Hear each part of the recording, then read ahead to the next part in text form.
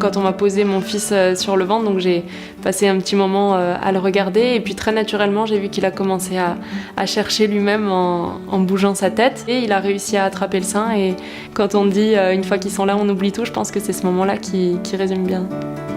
Nourrir mon fils sans aide extérieure, sans rien d'autre que mon lait que je produis naturellement, c'est quelque chose de naturel mais de magique quand même, je trouve.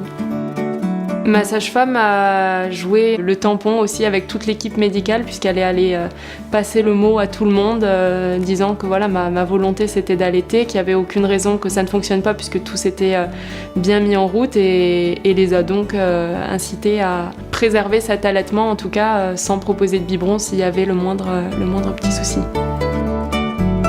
J'ai pas cherché à distinguer vie de freelance et vie de maman. Et j'ai souvenir par exemple d'avoir emmené mon fils avec moi alors qu'il avait seulement 3 semaines.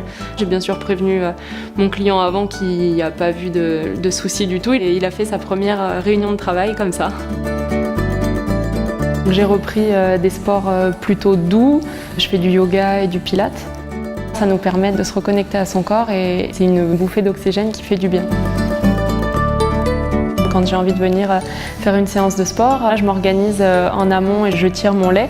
Et donc le papa en fait prend le relais à ce niveau-là. Donc il s'occupe de dégeler le lait s'il a été au congélateur, de le remettre à bonne température et de lui donner le biberon en m'attendant. J'avais un petit peu peur au début qu'il fasse une confusion sein-tétine justement et qu'il refuse le sein. J'ai continué de lui proposer le sein aussi souvent que possible et depuis il n'y a aucun souci. Il prend le biberon très bien, que ce soit à la crèche ou avec son papa quand je ne suis pas là. Et il est très content de me retrouver pour prendre le sein quand je rentre.